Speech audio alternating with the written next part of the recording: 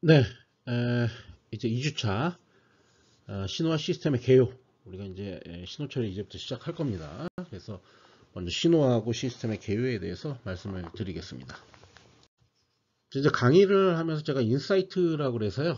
전체적인 통찰력을 주기 위해서 이번 챕터에서 해야 되는, 이번 주차에서 해야 되는 게 무엇인지를 명확하게 좀 먼저 밝히려고 하는데요. 이런 이 내용들이 챕터마다 처음에 시작될 때 이제 설명을 드릴 겁니다.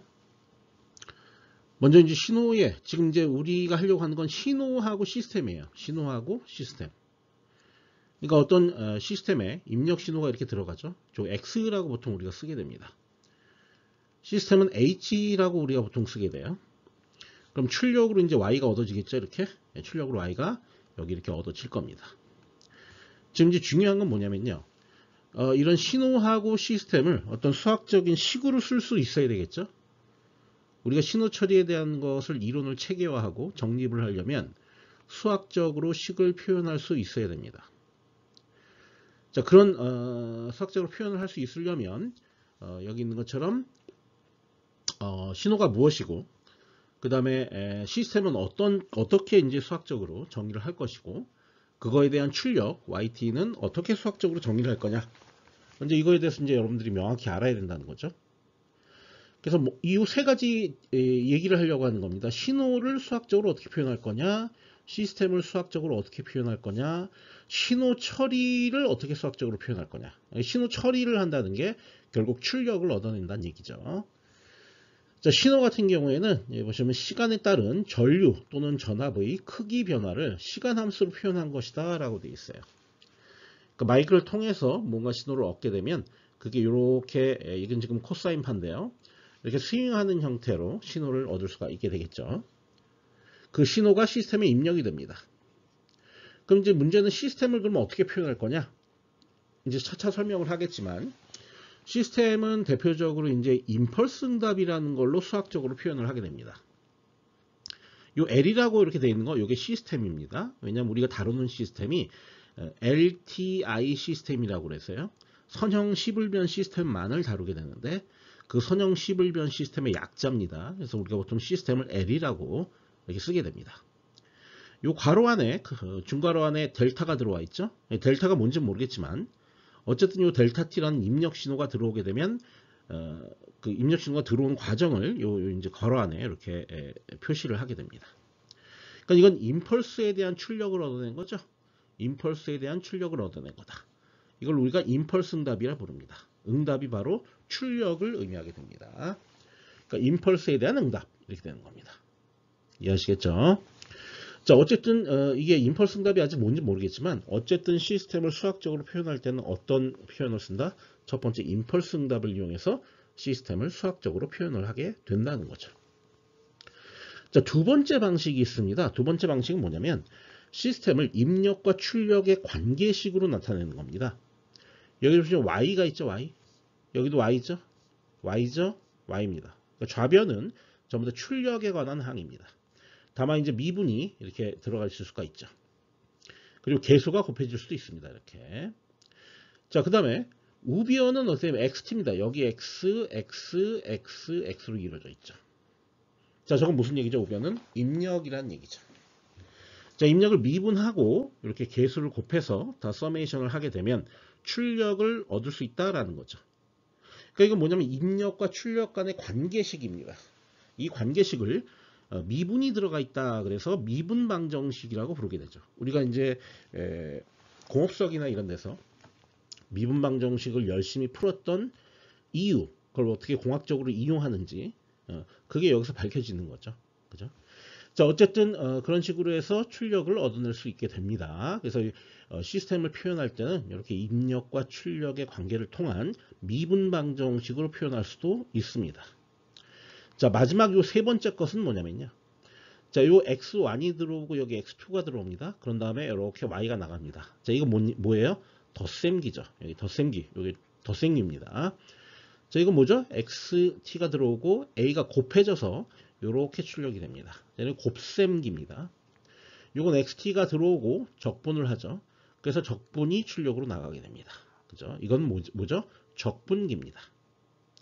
사실 이걸 우리가 미분방 정식이라고 표현했지만 위의 것을 이걸 양변을 적분을 하게 되면 사실 적분방 정식으로 표현할 수도 있습니다.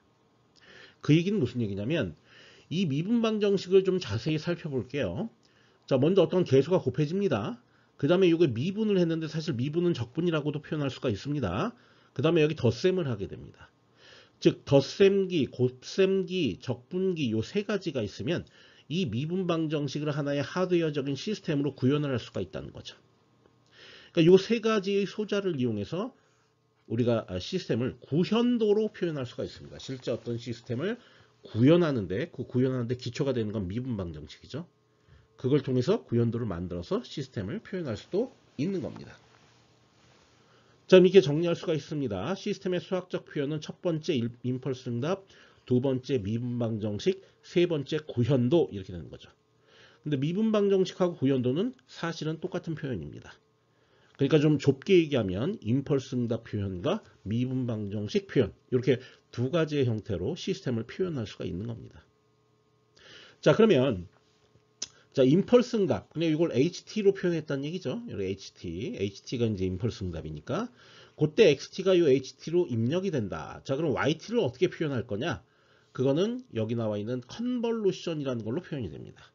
아직 뭐 미분방 정식, 임펄스 응답, 컨볼루션 이런 얘기를 정확하게 수학적으로 얘기한 게 아니기 때문에 지금 여기서 여러분들은 요런 것들을 우리가 공부하는구나 라는 걸 알아두시면 되는 거예요. 컨볼루션 이렇게 별표 비슷하게 표현을 합니다. 그래서 HT하고 XT 요 두 개 놈을 컨볼루션을 하는 거죠. 그러면 YT가 얻어집니다. 그럼 이 컨볼루션은 뭐를 표현하게 돼요? 신호 처리라는 놈을 수학적으로 표현하는 거죠. 신호를 처리하는 거죠. 어떤 입력에 대해서 시스템을 통과시켜 갖고 YT를 얻어내는 이 작업이 신호 처리입니다. 그러니까 신호 처리를 수행한다는 것은 컨볼루션을 수행하는 것과 동일하다라는 그런 개념을 가질 수가 있습니다.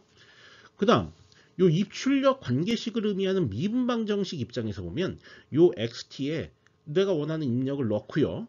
그런 다음에 요 YT를 얻어냅니다. 요 YT를 얻어낸다는 것 자체가 저 미분방 정식을 풀어낸다는 것을 의미하게 되죠.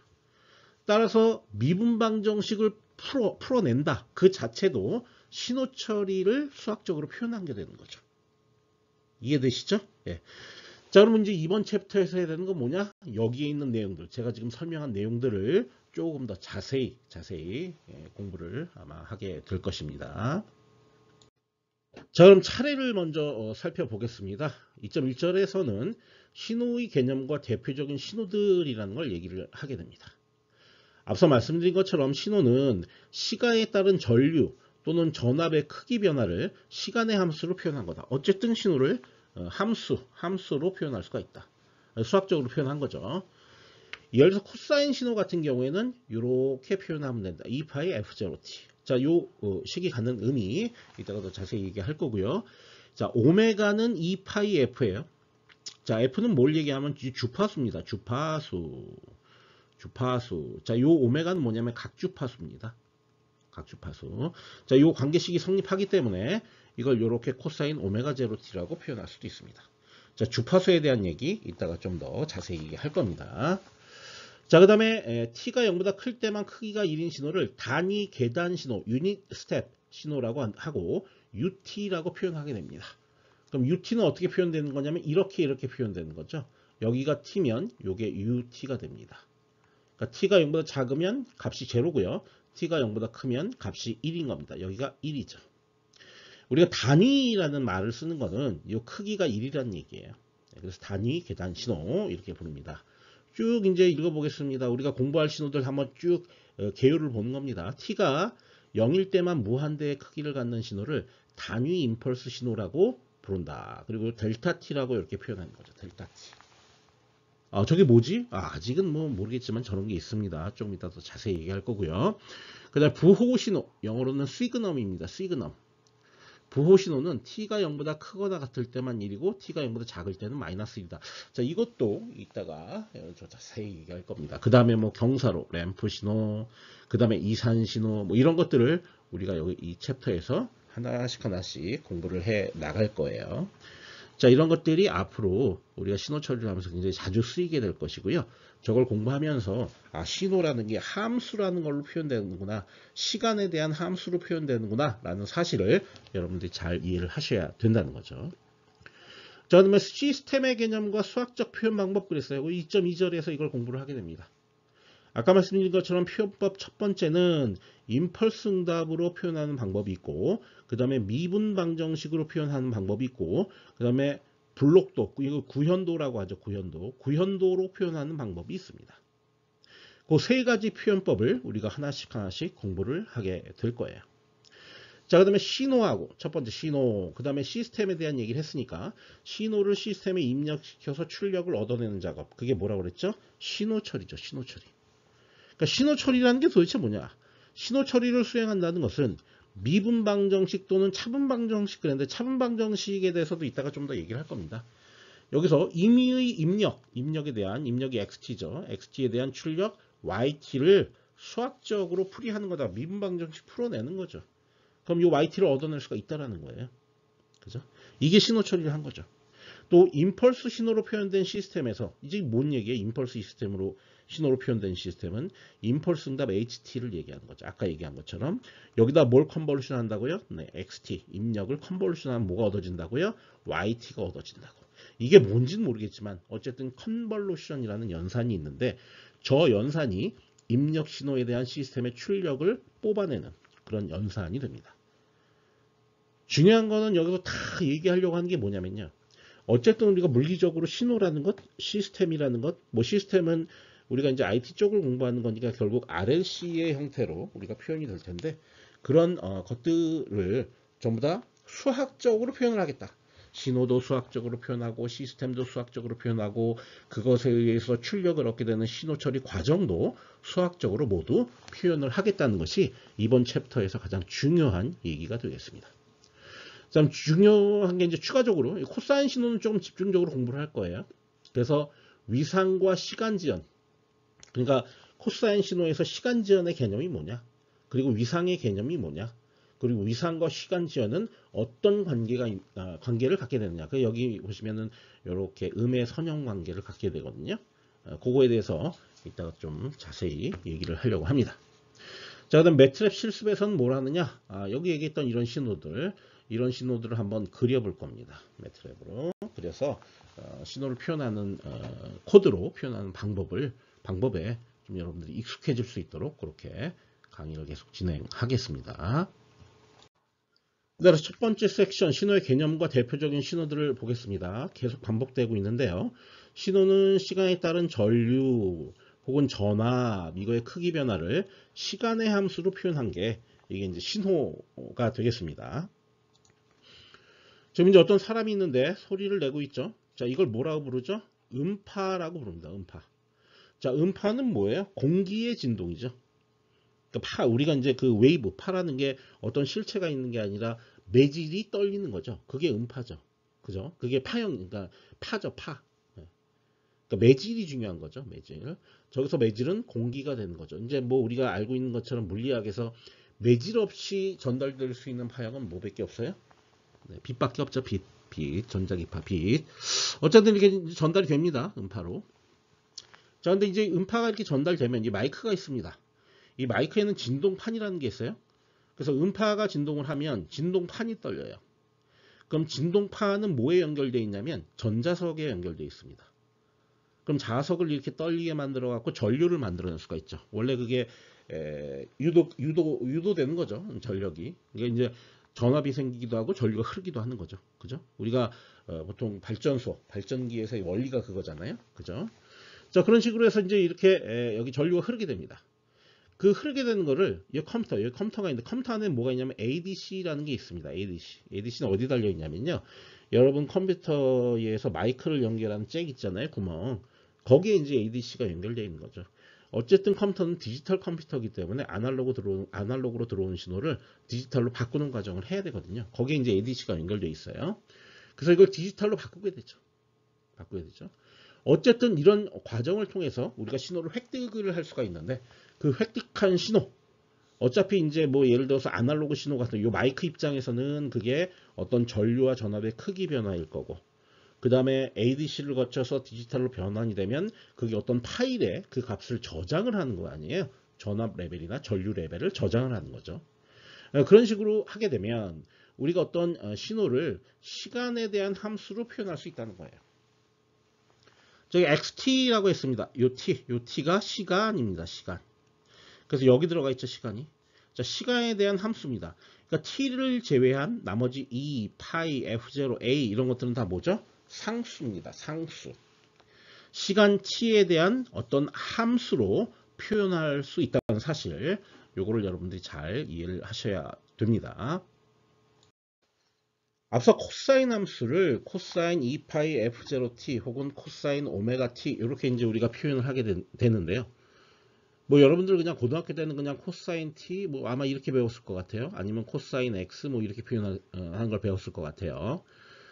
왜 이걸 이렇게 표현하는지에 대해서 지금부터 이제 설명을 할 겁니다. 2파이 f0t라고 앞에 2파이 f0를 왜 붙이는지, 이 뒤에 식에서는 오메가 제로를 왜 붙이는지 그걸 이제 얘기를 할 겁니다. 자, 여기서 f0는 뭘 얘기하냐면요, 주파수를 얘기합니다. 주파수. 자, 주파수는 뭐냐면 이런 거예요. 이렇게 어떤 주기 신호가 있어요. 그래서 여기가 1초야. 1초. 여기가 이제 1초예요. 여기가 0초고. 그러면 이게 몇 번 스윙했나 한번 볼게요. 한 번, 두 번, 세 번 스윙했습니다. 그럼 이거는 몇 헤르츠의 신호가 되는 거예요? 3헤르츠의 신호가 되는 겁니다. 3헤르츠. 아시겠죠? 자, 이걸 주파수라고 부릅니다. 또 조금 다른 표현을 해볼까요? 그러니까 주파수는 뭐냐면 1초간의 진동한 횟수를 의미해요. 다른 거 한번 볼게요. 이렇게 하겠습니다. 여기가 몇 초냐면요, 0.1초예요. 여기가 시간인데 몇 헤르츠죠? 이거는 1초에 이제 이 진동파가 몇 번 들어가느냐 생각하면 되죠. 1초에 몇 번 들어가요? 10번 들어가죠. 0.1초니까. 그럼 이건 몇 헤르츠예요? F0가 10헤르츠가 됩니다. 근데 사실 이거를 또 우리가 뭐라 부르냐면 요 하나의 간격을 요걸 주기라고 부르냐. 주기. 그게 0.1초면 주파수는 10헤르츠죠. 역수관계라고. 지금 그림상에서 보면. 그러니까 F0는 뭐랑 같아요? 1/T랑 같은 거죠. 이게 주기, 이게 주파수. 아시겠죠? 자, 그럼 각주파수라는 게 또 있어요. 오메가 제로. 이건 이제 2파이 F0 이렇게 표현이 돼요. 그러니까 F에다가 2파이를 붙여야 돼. 자, 이게 무슨 얘기냐면요, 요 각주파에서는 수에서는 예를 들어서 F가 1Hz다, F가 1이다 라고 한다면은 초당 한 바퀴를 돈다는 얘기거든. 근데 오메가에서는 어떤 의미냐면 초당 2파이를 돈다는 얘기야.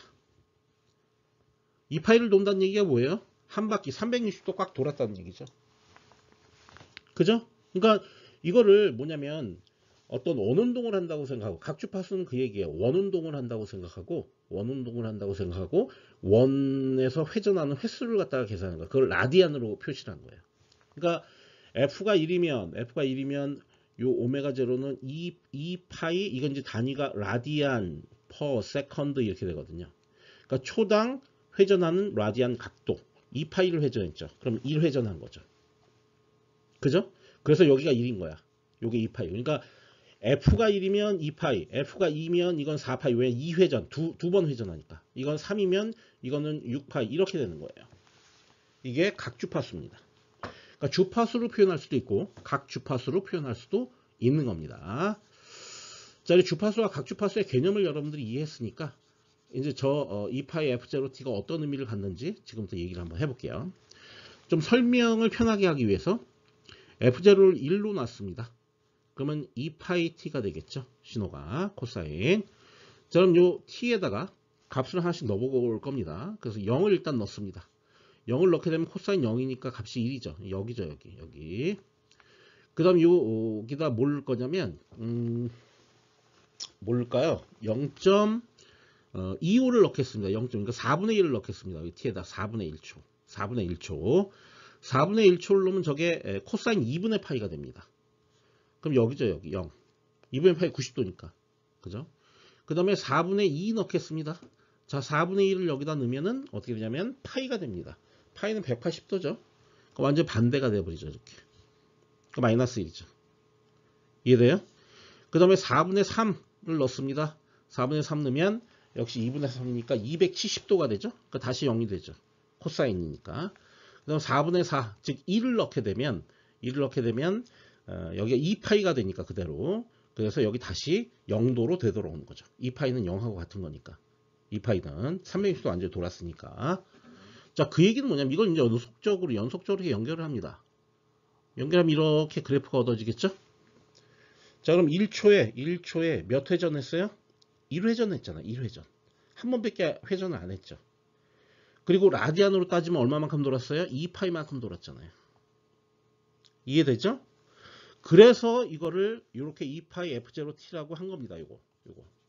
왜냐하면 요 F0가 1이라고 하면 요 T가 0과 1초 간에 2파이만 돌 수가 있기 때문에. 그래서 2파이 F0T라고 이렇게 쓴 거야. 그렇게 되면은 요 F0가 있는 자리에 값이 뭔지만 알아내면 저 신호를 보고 주파수가 얼마인지를 금방 알아낼 수가 있어. 뭐 예를 들어서 제가 하나 예제를 볼게요. 코사인 4파이 t 이렇게 있다 칩시다. 저거는 코사인에 2파이 곱하기 2의 t잖아. F0가 있는 지점이 여기잖아. 그러니까 F0는 2죠. 그래서 뭐야? 2Hz짜리 신호죠. 라디안으로 따지면 4파이 라디안 퍼 세컨드짜리 신호고. 각 주파수로 하면. 이해돼요? 금방 그렇게 판정을 해낼 수가 있다는 얘기예요. 뭐 몇 가지 다른 거 얘기해 볼까요? 코사인 4분의 파이 t 이거 봅시다. 이거 주파수 어떻게 돼요? 한번 생각해 보세요. 이거는 코사인에 무조건 앞에 2파이 붙어야 돼. 그런 다음에 이거 4파이를 만들어 주려면 8분의 1을 곱해야 되는 거죠. 이렇게. 그러면은 주파수가 얼마야? 8분의 1 Hz. 1초간에 8분의 1만큼밖에 안 돌아. 이해되죠? 네.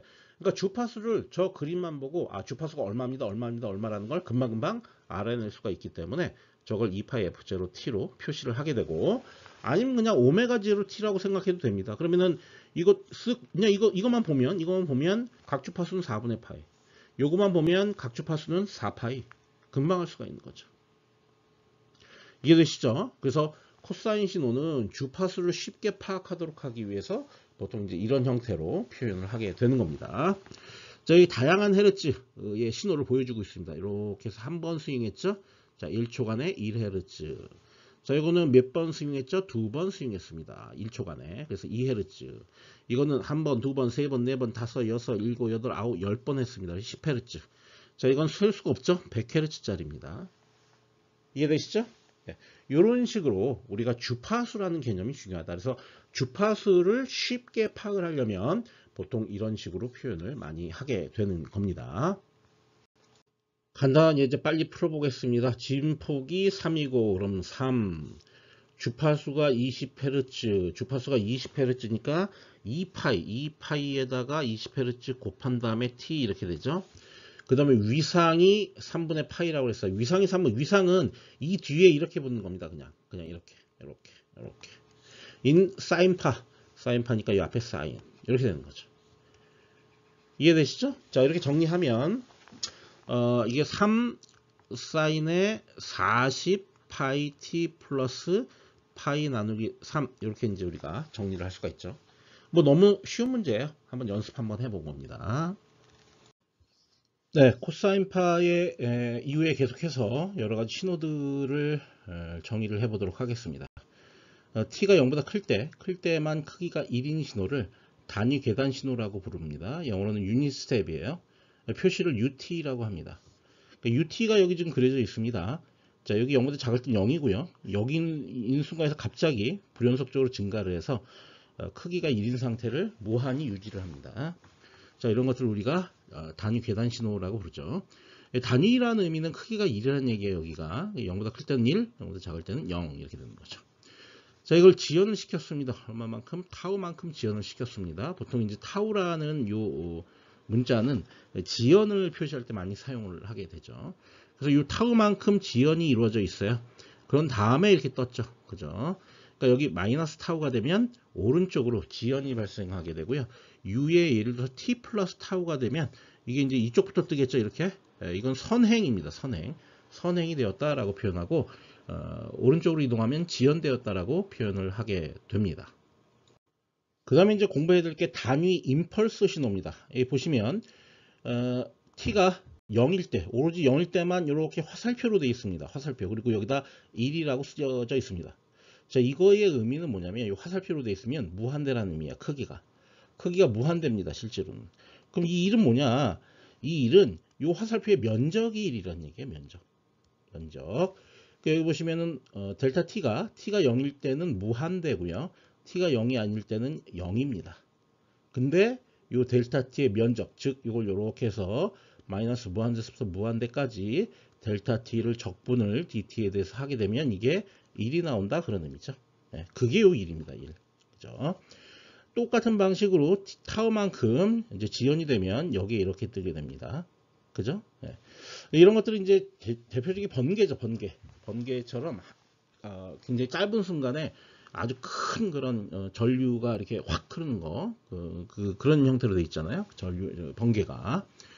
t가 0일 때만 무한대의 크기를 갖는 신호를 단위 임펄스 신호라고 한다. 이 단위는 면적이 1이다라는 걸 의미한다. 그걸 델타 t라고 한다.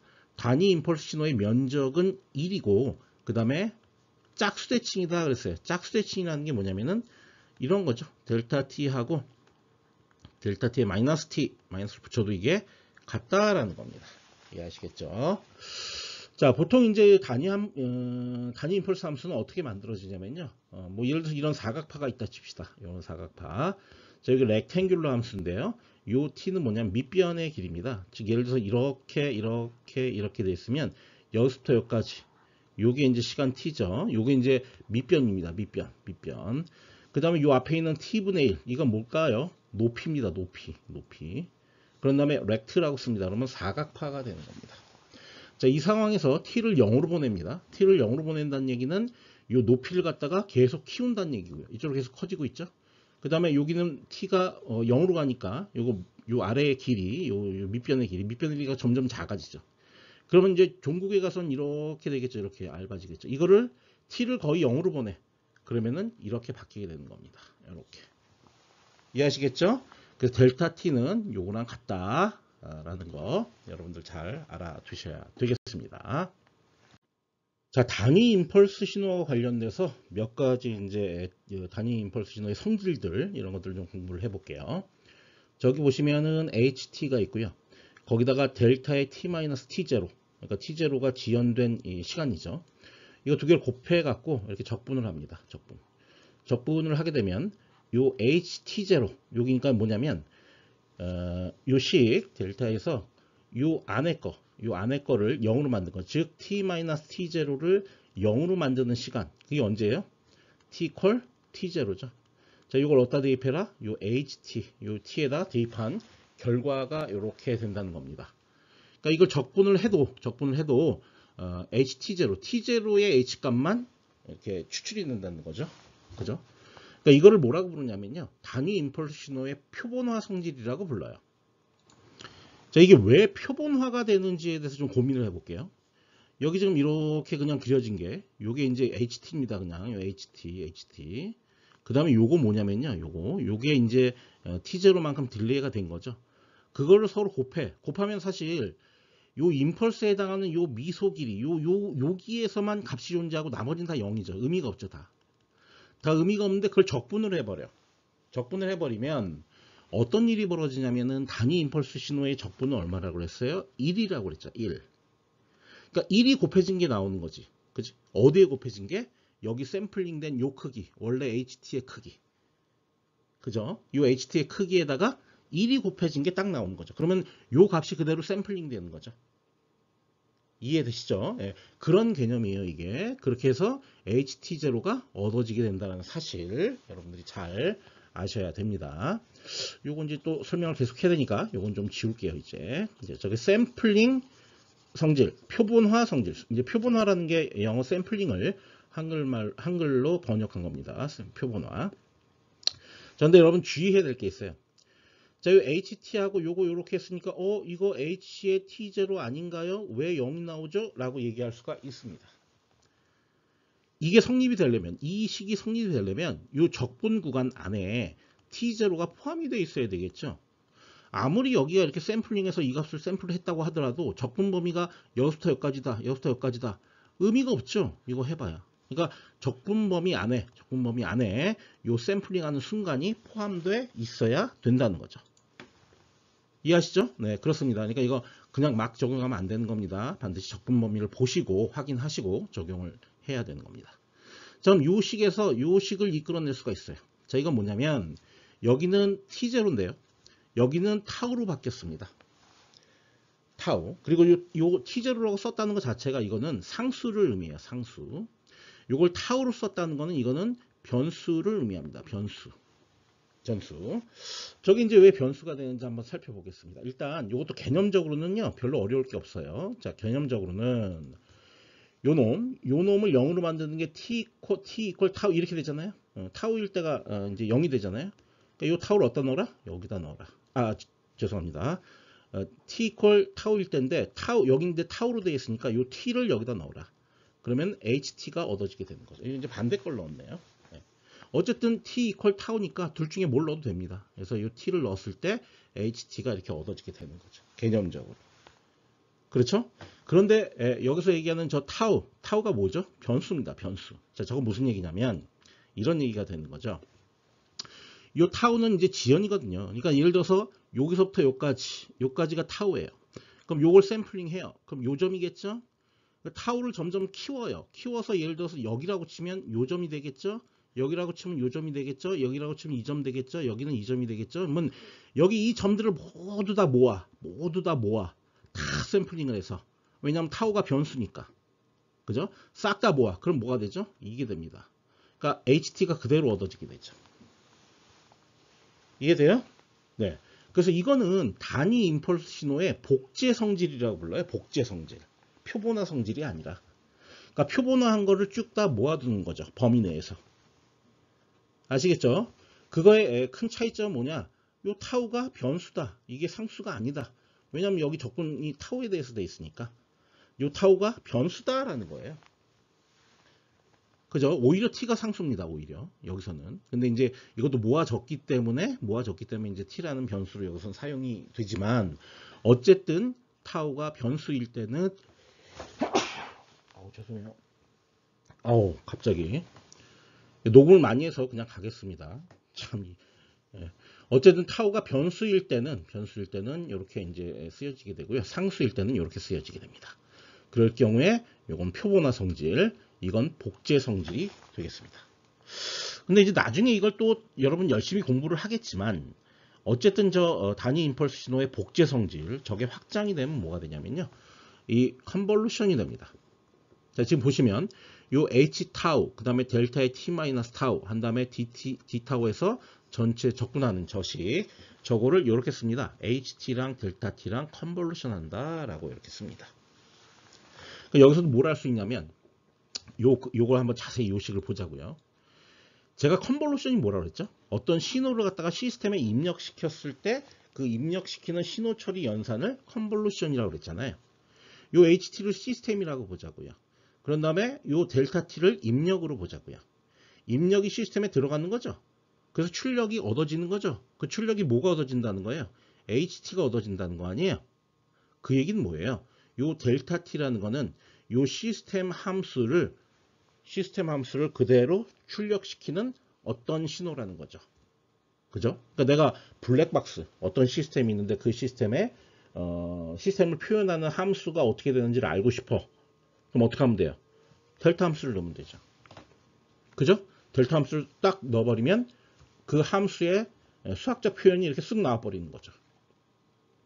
이해돼요? 그러니까 지금 이제 여러분들 이제 이게 사실은 이게 블랙박스인 거죠. 여기가 블랙박스에서 이게 뭔지 모르는 거죠. 뭔지 모르는 상태에서 그냥 델타를 입력시키는 거죠. 입력시켜서 이게 나왔어. 그럼 원래 이건 뭐였다? 이건 HT였다 원래. 이렇게 되는 거죠. 그죠? 네, 그렇습니다. 어쨌든 요건 컨볼루션 연산이라고 하는 사실, 그리고 임펄스, 단위 임펄스를 넣었을 때 나오는 어떤 함수의 형태가 시스템의 특성을 표현한다는 사실, 그 사실 두 개를 알아두셔야 됩니다. 자, 그럼 단위 임펄스 신호와 단위 계단 신호 사이의 관계에 대해서 얘기를 해보겠습니다. 단위 임펄스 신호 같은 경우에는 여기 보시면 이제 단위 임펄스 신호를 적분을 합니다. 적분을 하는데 마이너스 무한대서부터 t까지 적분을 하는 거죠. t까지. 그죠? 이렇게 적분을 하면 ut가 얻어지게 됩니다. 자, 이게 무슨 얘기냐? 이게 이제 여러분들 오해를 하시면 안 되는데 잘 이거 생각을 해보셔야 돼요. 요게 델타 타우니까 여기에 이제 요렇게 있겠죠. 여기 이렇게 0이 지연이 하나도 없으니까 여기 지연이 없죠.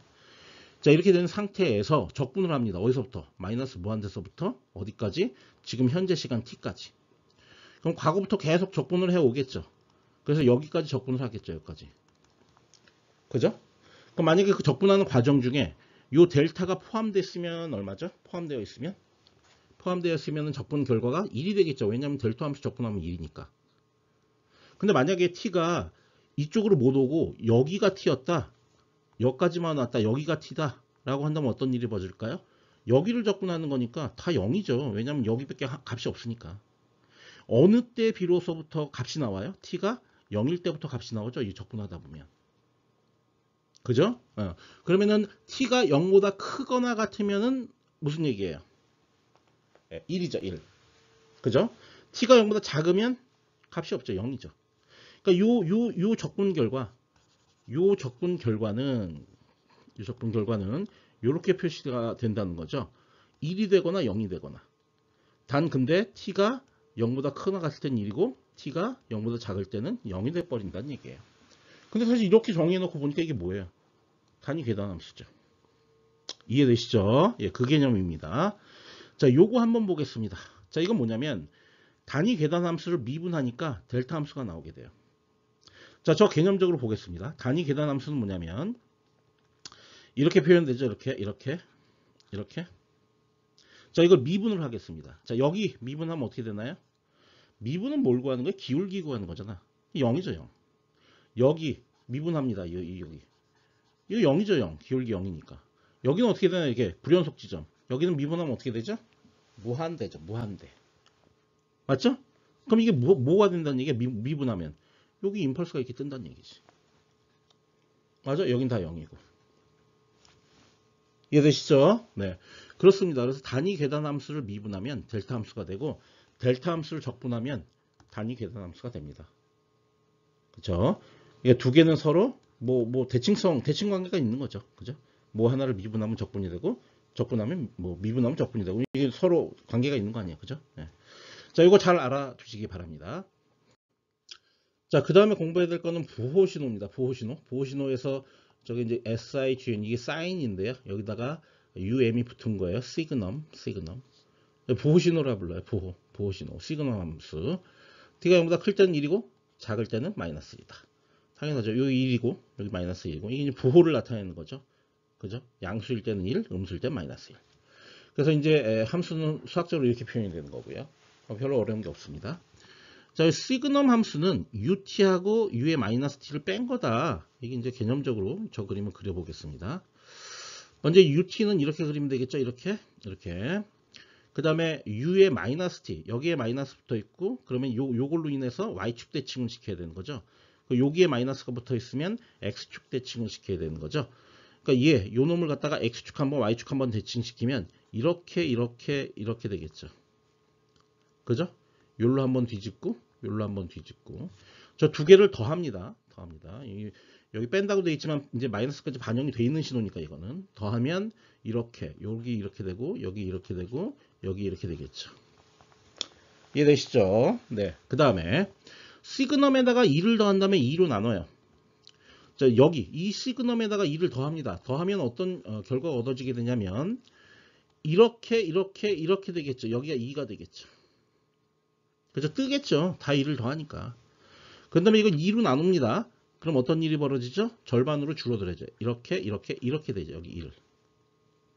됐죠? 이게 단위 계산 함수죠. 그죠? 자, 그렇게 이해하면 되고요.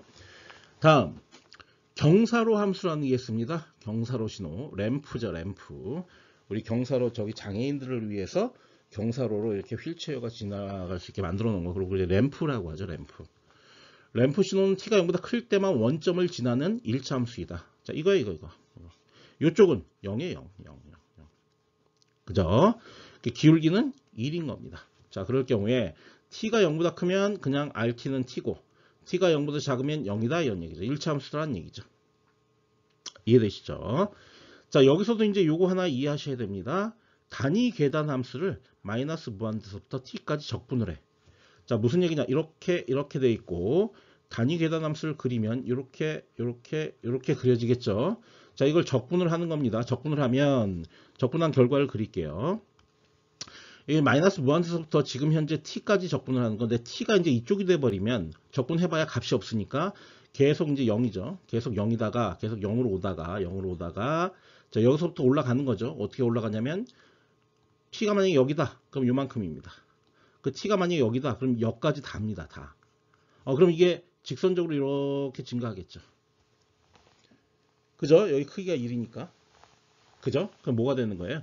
단위계단 함수가 되는, 경사로 함수가 되는 거죠. 그래서, 이렇게 하면, ut를 적분하면, t의 ut라는 게 이런 거죠. 이렇게 했으면은, 원래 t는 이렇게 됩니다. 거기다 ut를 곱했습니다. 그러면은, ut는 이렇게 되니까, 이쪽 걸 지우게 되죠. 이거를. 그죠? 0보다 클 때 요거만 살리게 되죠. 왜냐면 클 때만 1이 곱해지니까. 작을 땐 0이 곱해지고. 그럼 결론적으로 이제 곱해지는 더 단위 계단 함수는 삭제되는 효과가 있으니까 그냥 이렇게 돼버리고 말죠. 그죠? 이렇게 되겠죠. 그게 이제 요거고 이거를 우리가 뭐라고 부른다고? 램프 함수라고 부른다고. 이해되시죠? 다음 이제 이산 신호에 대한 얘기를 하겠습니다. 자, 이산 신호는 뭐냐면 요게 이제 연속 신호거든요. 저 연속 신호를 저 t가 있어야 될 자리에 t equal nt를 넣어줍니다. 자, 요 t는 뭐냐면 표본화하는 주기입니다. 그러니까 이렇게 있으면 신호가 여기 한번 샘플하고 여기 한번 샘플하고 여기 한번 샘플하고 요 간격이 뭐라고요? t라고요. 이해되시죠? 네. 그러니까 요 nt 했을 때 n이 뭐예요? 정수죠, 요거 정수죠, 정수. 자, 그런 식으로 이제 요걸 넣어주는 거예요. 요 t 대신에. 자, 그렇게 되는 작업. 그래서 여기다 이렇게 발을 딱 쓰고요. 발을 여기다 딱 쓰고 t equal nt 이렇게 썼습니다. 이게 표본화하는 작업을 의미합니다. 표본화하는 작업. 그죠? 표본화를 하게 되면 이렇게 쓰여질 거예요. t 대신에 nt가 들어갈 거예요. 원래 이제 코사인 함수라고 치면 원래 코사인 오메가 제로 t인데 요 t 대신에 nt가 들어가니까 이렇게 됩니다. 그죠? 그 다음에 요 스몰 오메가 제로랑 요 라지 t 요거를 합쳐서 이렇게 오메가 제로, 라지 오메가 제로로 표현합니다. 그러면 이렇게 얻어지게 됩니다. 그죠? 저 이산신호입니다. 자, 저렇게 얻어진 최종 결과에서 요놈의 요 n은 정수죠. 그죠? 아까 여기가 t, 여기 t 그랬으니까 여기가 0이고 여기가 t고 여기가 2t고 여기가 3t고 이렇게 정수 간격으로 샘플링을 하는 거니까 n의 정수가 들어가게 되겠죠. 그래서 이렇게 들어간 신호를 우리는 xn이라고 부르는 겁니다. xn. 그래 놓고 이걸 이산신호라고 부르게 돼요. 이산신호. 자, 이산신호에서 이 라지 오메가 제로를 뭐라고 부르냐면요. 디지털 각주파수라고 부릅니다. 이 스몰 오메가 제로는 뭐죠? 이건 원래 각주파수였는데 정확하게 표현하면 아날로그 각주파수인 거고요. 두 개는 요 사이에 관계가 존재를 하게 됩니다. 아시겠죠? 자, 어쨌든 연속 신호가 있고 이산 신호가 있다. 그 중에 시간 t, 여기는 정수 n이죠. 그러니까 이 정수 n이 시간을 의미하는 것과 동일하죠. 그죠? 자, 주파수 표현은 이렇게 xt를 2파이 f0t라고 할 수도 있고 아니면은 이렇게 오메가 0t라고 할 수도 있는데 이산 신호가 돼버리면 이게 2파이 f0n이 되거나 아니면 오메가 0n이 돼버립니다. 방금 유도한 결과에 의해서. 그죠? 요건 2파이 f0입니다. 그러면 요 f0는 디지털 주파수, 오메가 0는 디지털 각주파수, 요 f0 이거는 아날로그 주파수, 요 오메가 0는 아날로그 각주파수 이렇게 되는 겁니다. 아시겠죠? 어쨌든 이산 신호는요. 이렇게 xn으로 일단 표현되고 나면 요 n에다 어떤 값을 넣었을 때 이 결과, 요 결과죠. 요 결과가 어떤 하나의 숫자로 계속 숫자의 열로 나타나기 때문에 저걸 이제 이산 신호라 부르기도 하고요. 이산 수열이라고 부르기도 합니다. 이산 수열. 저희 마지막으로 이걸 읽고 정리할게요. 연속 신호를 주기적으로 표본화한 값을 정수 n의 수열로 표현한 거다. 수열이라고 실제로는 이산 신호는. 그렇게 여러분들이 이해하시면 되겠습니다. 자, 다음과 같은 연속 신호가 이렇게 주어져 있습니다. t가 0부터 3일 경우에 이거의 길이, 신호의 길이를 구해야 돼. 저기 이제 뭐 일단 그 2파이니까요. 저건 뭐냐면 주파수가 1Hz라는 거예요. 그럼 여기 1초, 여기 2초, 여기 이렇게 3초, 1, 2, 3 이렇게 있으면 실제 신호가 어떻게 그려지는 거냐면 이렇게 그려지는 거죠. 1, 2, 3 이렇게 그려지는 거죠. 되게 못 그렸네요. 예. 이렇게 그려지는 거죠. 네. 여기 이제 코사인 2파이 t입니다. 왜냐하면 이건 이제 주기가 1초, 주파수가 1초니까 1초. 그러니까 1초에 한 번 스윙해야 되니까. 그래서 초당 한 번씩 스윙하게끔 그렸죠. 그죠? 네, 그렇습니다. 자, 이거의 길이를 구하여라. 이거 3초죠, 3초. 길이는. 시간적인 길이는 3초입니다. 자, 위에 연속 신호를 주기 0.1t로 표본화를 한 이산 신호의 길이를 구하여라. 그러니까 여기가 1초니까요. 여기가 1초니까요. 1초 내에 이거 0.1 했으니까 10번을 샘플링 하겠다는 얘기죠. 그럼 여기 0번부터 0초부터 샘플링을 해야 되기 때문에 실제로는 이렇게 해갖고 뭐 이렇게 샘플링 됐을 때 10번째 샘플이 여기입니다. 여기. 사실 요거부터는 11번째가 되는 거예요. 왜냐면 새로운 주기가 시작되니까. 근데 이거를 3초까지 다 해. 그럼 요 3초 여기 샘플링 한 이 지점까지 포함이 되거든. 그러면 실제 이게 샘플의 개수가 30개가 아니라 31가 되죠. 요거까지 포함해야 되니까. 그죠? 31죠. 31개. 그래서 이산 신호의 길이는 31이라고 표현을 해야 돼요. 3초가 아니라. 왜냐면 이산 신호가 돼버리면 시간에 대한 개념은 그때부터 없어지는 거예요. 샘플의 개수의 개념으로 간다고. 나중에 이제 이산 신호 할 때 이런 것들을 활용해서 이해를 하게 될 겁니다. 네, 이제 신호에 대한 얘기 어느 정도 끝냈어요. 지금부터 해야 될 거는 시스템에 대한 개념입니다. 지금 여기 이제 어떤 시스템이 있어요. 그게 뭔지 모르겠지만 수학적으로 표현할 수 있다라고 가정을 하고 H에 이렇게 괄호 이렇게 표현을 해봤습니다. 괄호에 뭐가 들어오죠? 입력이 들어와야 되죠. 그럼 이제 이 H에 뭐가 들어오는 거예요? 입력이 이렇게 들어오는 거죠. 이렇게.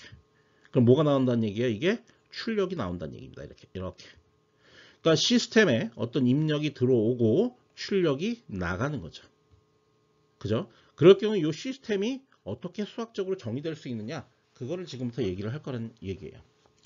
예를 들어서 이런 거죠. yt는 h의 xt 수식으로 표현하면 방금 전에 얘기했던 것처럼 혹은 뭐 h의 코사인 뭐 2파이 fct를 갖다가 넣었더니 사인 2파이 fct라는 결과가 나오더라.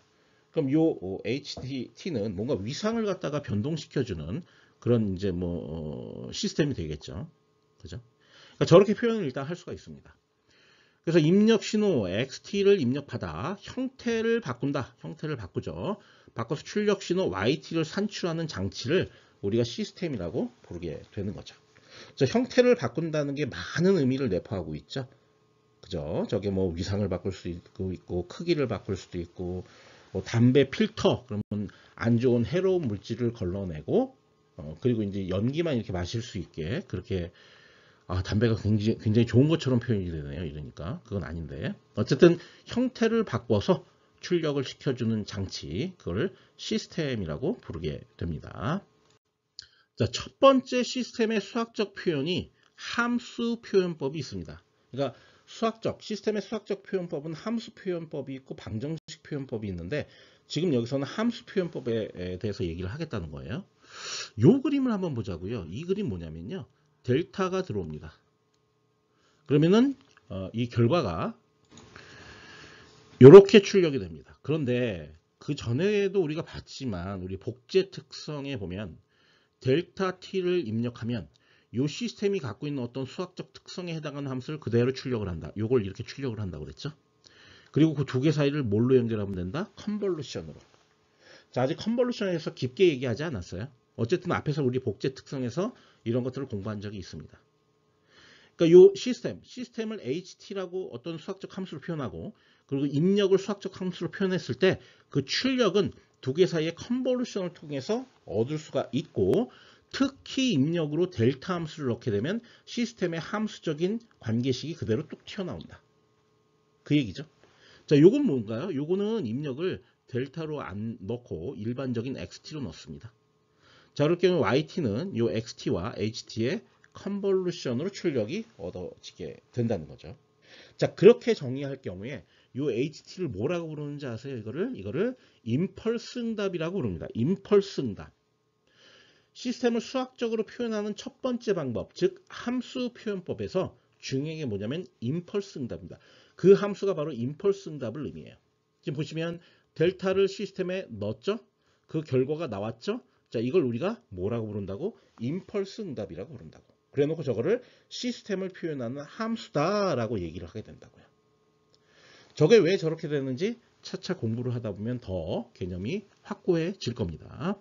그러니까 개념이 이런 거예요. HT는 델타 T를 이렇게 시스템에 넣었을 때의 출력을 얘기하는 건데, 그건 요 시스템과 요 델타와 뭘 하는 거다? 컨볼루션을 하는 거다. 앞서 그럼 요거를 시스템을 HT로 표현한 다음에 이렇게 컨볼루션을 할 수가 있다. 그럼 이건 뭐예요? 복제 특성에 의해서 이건 그대로 그냥 HT가 얻어지게 된다. 그죠? 그 얘기를 했었죠. 자, 지금 아직까지는요, 여러분들이 임펄스 응답에 대한 사실 정확한 물리적 의미를 이해할 수가 없습니다. 근데 어쨌든 지금 이런 것들을 얘기해 두는 거는 나중에 이제 임펄스 응답 얘기할 때 그때 더 여러분들이 이해도를 가지고 이해를 할 수 있게끔 제가 미리 얘기를 해 드리는 거예요. 최종적으로 신호는 입력은 보통 XT 혹은 이산일 때는 XN, 출력은 YT, 이산일 때는 YN, 시스템 같은 경우에는 HT, 이산일 경우에는 HN, 요렇게 이제 우리가 함수로 표현을 하게 되는 겁니다. 아까 앞서 신호 같은 경우에는 이미 함수로 표현할 수 있었고, 지금은 이제 신호 같은 입력 출력 같은 경우 함수로 표현할 수 있었고, 지금은 이제 시스템을 함수로 표현을 할 수 있다는 것을 설명을 드린 겁니다. 마지막으로 이거 읽고 끝낼게요. 시스템의 수학적 표현법 첫 번째 거 함수 표현법. 성질을 전혀 모르는 시스템에 단위 임펄스 신호를 입력시켜 출력되는 함수를 임펄스 응답이라고 하며 그 시스템의 성질을 나타낸다. 임펄스 응답을 통해 시스템은 신호와 유사하게 시간에 따른 크기 변화를 묘사하는 함수 HT로 표현할 수 있다. 이해되시겠죠? 네. 여기서 지금 이제 우리는 시스템을 수학적 함수로 첫 번째 표현을 해 봤습니다. 자, 그다음에 두 번째 표현 방법은 뭐냐면요. 방정식 표현법입니다. 방정식 표현법. 우리가 이제 어떤 시스템을 구성한다는 게, 뭐 아까도 이게 담배 필터 같은 것도 얘기했지만 필터도 시스템이고요. 그냥 인간이라는 하나의 요 모습도 시스템이고요. 지구도 하나의 시스템이고요. 시스템이라는 건 굉장히 광범위한 얘기인데요. 우리 이제 IT에서 하드웨어를 구현한다 그러면 대표적인 게 시스템이 뭐냐면 RLC입니다. 저항, 캐패시터, 인덕터 이런 것들이겠죠. 그죠? 이게 이제 우리 회로 이론 같은 경우에 이제 이 RLC를 이용해서 원하는 기능을 갖는 회로를 만들어낼 수가 있어요. 뭐 저거 갖고 필터도 만들 수 있습니다. 여러 가지 다 만들 수가 있는데, 저 R, 저항을 이제 표시하는 관계식, 전압전류 관계식이 이렇게 표시가 되죠. 자, C를 표시하는 전압전류 관계식이 이렇게 표시가 됩니다. 이렇게. 요거는 이제 적분으로 표시가 되니까 양변을 미분하면 이렇게 표시할 수도 있습니다. 그죠? 이렇게. 자, 이럴 경우에 뭐 예를 들어서 요 IT가 이게 입력이고요. 요 VT가 출력인 거죠. 그러면 입력에다가 상수를 곱해서 출력이 나오는 거고, 얘 같은 경우에는 입력이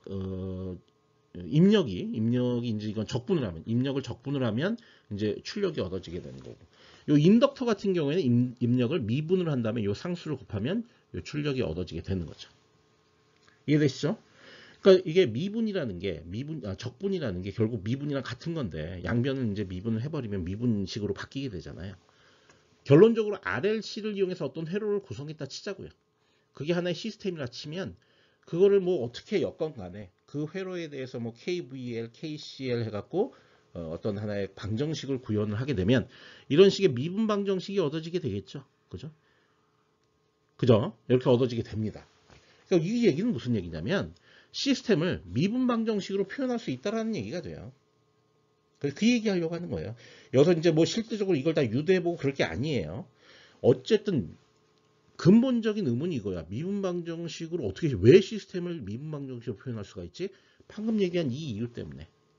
우리가 실제로 다루는 모든 시스템에 들어가는 요소들이 사실은 수학적으로는 미분, 적분, 그 다음에 곱셈, 덧셈 이런 걸로 표현이 된다고. 그죠? 이렇게 해서 그거를 다 이렇게 엮어내면 미분 방정식으로 무조건 표현이 되고, 미분 방정식은 시스템을 표현하는 수학적 표현법이 된다는 거예요. 그죠? 자, 그 다음에 자, 이걸 약간 변형을 해보겠습니다. 뭐냐면 미분의 정의가 이겁니다. 이거 dt분의 dxt라는 거는 리미트 델타 t니까 이거죠. 이렇게 있을 때 xt가 이렇게 돼 있으면 이렇게 하고 여기가 이제 t인 거죠. 그럼 여기는 뭐예요? 그러면 t 플러스 델타 t죠. 이렇게. 그러니까 요 간격이 델타 t죠. 그죠?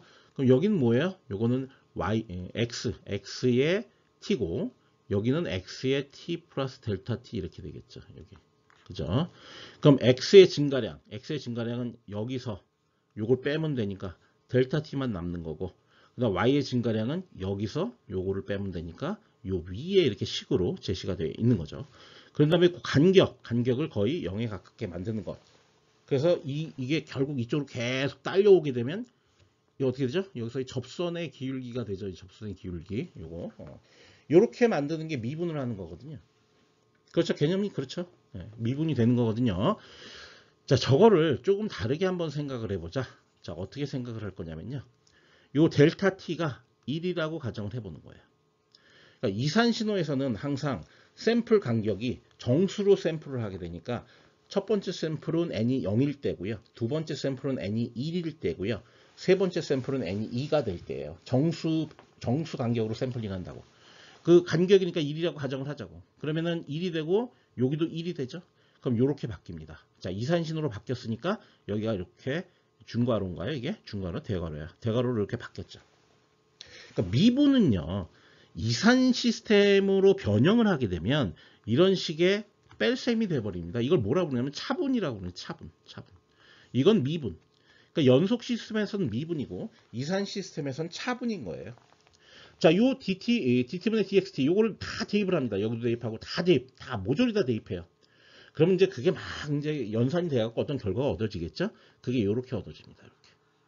결국은 딜레이 한 번 된 거, 딜레이 p번 된 거, 그 딜레이 이건 아예 안 된 거, 이건 q번 된 거. 이게 왜 이렇게 되냐면 요 놈을 잘 생각해 보면요. 요 놈은 요거 요렇게 같다고 볼 수도 있죠. xn에서 x의 n-를 뺀 이렇게 볼 수도 있잖아요. 그죠?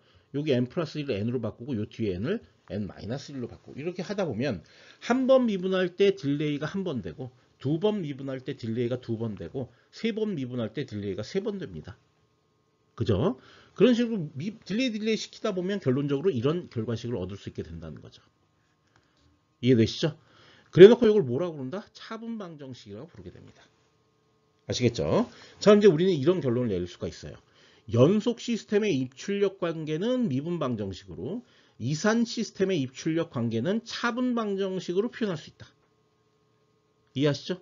근데 지금 현재 구현되는 실제 시스템들은 연속 시스템 있다 없다? 연속 시스템이 아날로그 시스템이거든. 없어요, 이런 거. 전부 다 이산 시스템이죠. 여러분들이 우리 시스템 반도체 같은 거 공학과에서 공부를 하다 보면 다 디지털로 설계를 하게 되거든요. 그러니까 미분 방정식이라는 게 그 디지털 관계에선 존재하지 않아요. 전부 다 차분 방정식의 형태로 존재를 합니다. 어쨌든 그래서 지금 여기서 뭐 그렇게 깊게 얘기할 건 아니고요. 시스템의 수학적 표현법 두 번째 거는 방정식 표현법인데 그게 미분 방정식 혹은 차분 방정식으로 우리가 시스템을 표현할 수 있다는 사실을 여러분들이 잘 이해하고 있어야 됩니다. 다음 시스템의 표현 방법 세 번째 방법이 있습니다. 자, 이건 이제 미분 방정식입니다. 자, 미분 방정식을 잘 생각해 보면 미분이 들어가 있죠, 기본적으로. 그 다음에 여기 곱이 들어가 있죠. 그 다음에 여기 덧셈 들어가 있죠. 그 외에 다른 게 없어요. 자, 무슨 얘기냐면 덧셈기, 곱셈기죠, 이거. 요거 적분기인데 적분은 사실 미분이랑 같은 거죠. 이 양변을 갖다가 적분을 다 해주면 되니까 n번을 해주다 보면 그럼 p번, q번을 해주다 보면 적분으로 바뀌게 되죠, 미분은. 그러니까 요 세 가지 블럭이 있다면 요 세 가지 블럭을 잘 엮으면 요거 만들어낼 수 있는 거죠. 그죠? 그러니까 뭐냐면 이런 것들을 구현도라고 불러. 구현도. 그러니까 미분 방정식하고 구현도하고는 똑같은 거예요. 표현 방법만 다른 거예요. 그림으로 표현하느냐 식으로 표현하느냐. 그러니까 시스템의 수학적 표현법 세 번째 게 뭐냐면 구현도 표현이라는 거야. 이걸 그림을 그리겠다고. 한번 그림을 그려 보겠습니다. 자, 요렇게 돼 있죠. dt분의 dyt, dt분의 dxt, 그 다음에 4xt입니다. 양변을 적분을 하겠습니다. 그럼 여기 yt가 얻어지죠? 여기는 xt죠? 여기는 xt를 적분을 한 게 됩니다. 자, 요 식을 그대로 구현도로 표현을 한번 해보겠습니다. 자, x가 1로 들어옵니다. 들어와서 여기에 1이 곱해지고요. 여기엔 4가 곱해집니다. 그럼 1로 내려오는 거는 요건 xt가 될 것이고요. 자, 요로 내려오는 거는 4xt가 될 거예요. 여기 뭐 플러스 기호 있는데 플러스 없으니까 뭐 더해지는 게 따로 없으니까 쭉 가겠죠, 그냥. 적분을 합니다. 그럼 여기 출력이 어떻게 될까요? 이렇게 한 다음에 4xt가 됩니다. dt 이렇게 되는 거죠. 그런 다음에 이 xt랑 더합니다. 그럼 앞에 이렇게 더해지겠죠, xt. 이게 더한 다음에 이게 뭐가 된다고요? 그대로 yt가 되죠, yt. 그럼 요 식이 얻어지게 되는 거죠. 그게 요 식이죠.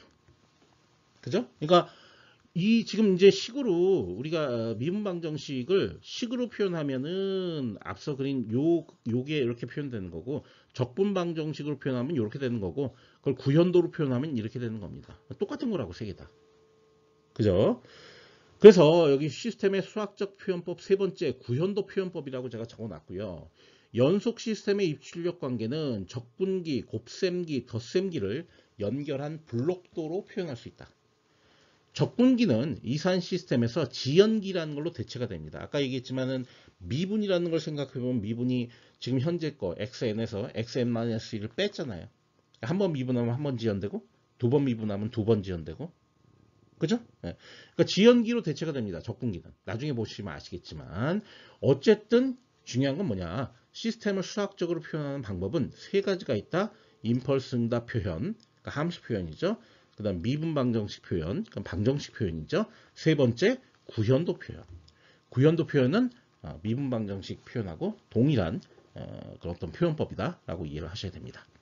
자, 이건 뭐냐면 시스템이 이렇게 지금 직렬로 이렇게 연결되어 있습니다. 그 얘는 어떻게 되냐면 시스템이 병렬로 이렇게 연결되어 있는 겁니다. 병렬. 자, 이거 직렬을 이거를 뭐라 캐스케이드라고 그래요. 캐스케이드. 그러니까 직렬이 시리언이 아니고요.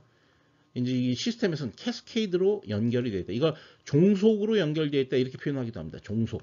직렬로 연결된 걸. 자, 이건 병렬로 연결됐죠. 병렬로 연결. 이건 어떻게 연결되어 있죠?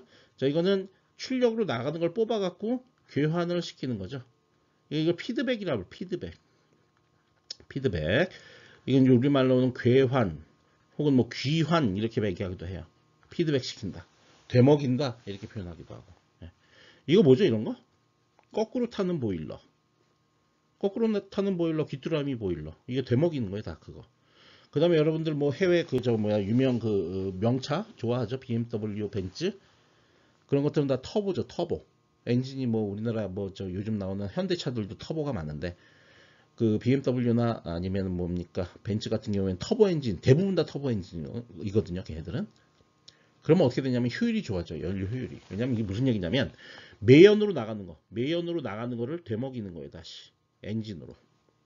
왜냐면은 엔진 그 연료 효율이라는 게 100% 연소를 못 하잖아요. 뭐 3, 40%밖에 안 된다고 하잖아. 그러니까 매연 중에 일부를 다시 엔진에 꾸겨 넣는 거야. 연료랑 같이.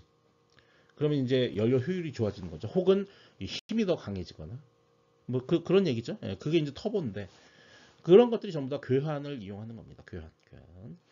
자, 어쨌든 이렇게 세 가지 연결 방법이 존재를 한다.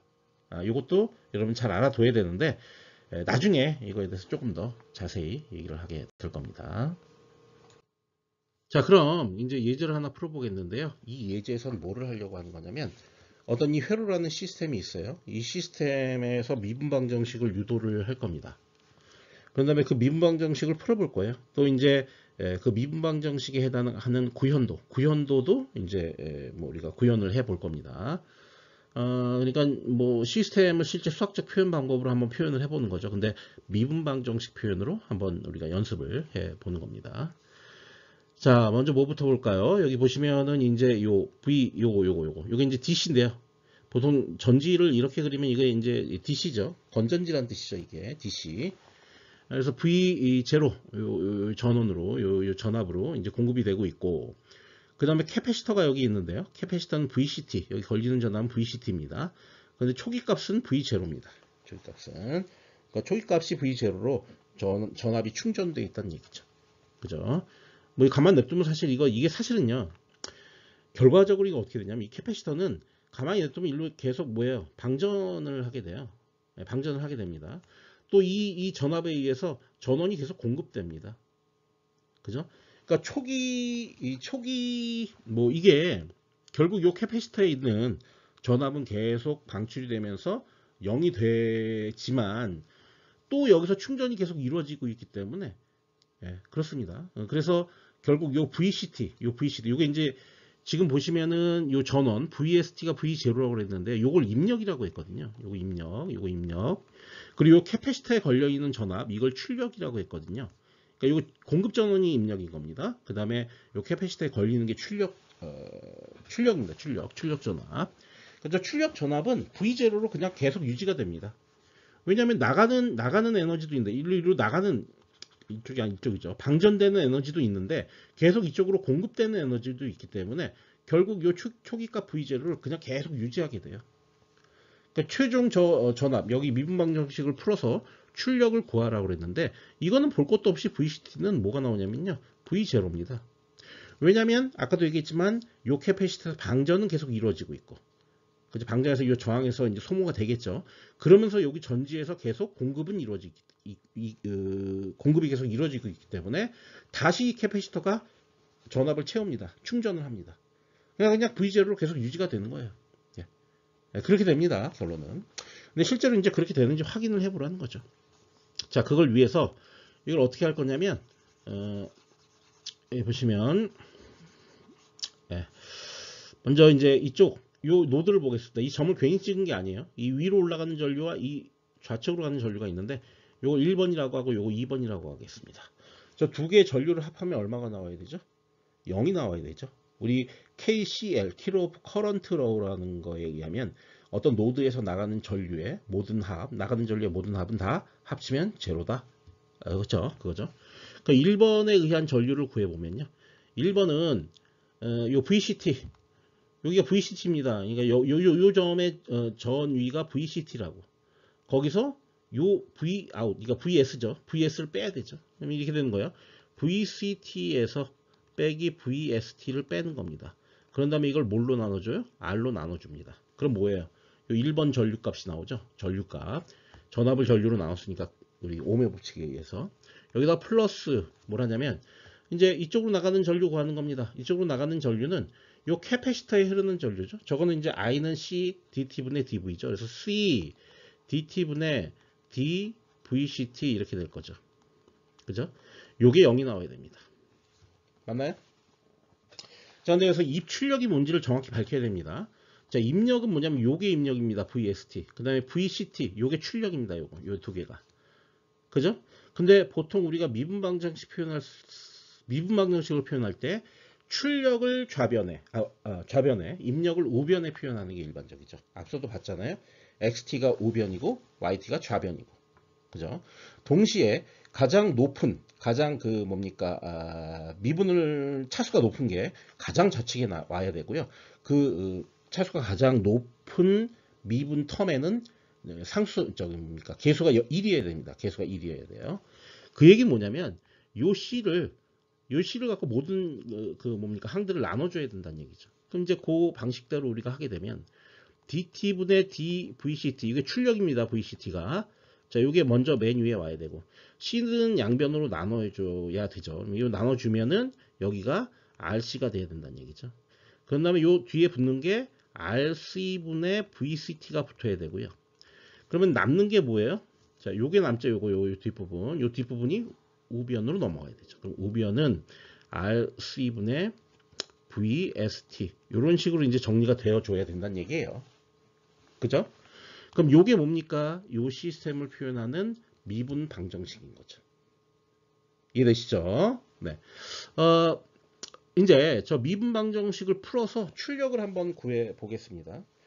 출력을 저걸 구하는 미분 방정식을 푸는 방법은 여러분들 사실 공학수학에서 저걸 공부를 했었어야 되는데 공부를 했을지 안 했을지는 잘 모르겠어요. 지금 여러분들 2학년 대상이니까 아마 하지 않았을까 싶은데 지금 2학년 2학기니까 그래도 한번 해보겠습니다. 어느 정도 안다는 가정하에서 해보겠습니다.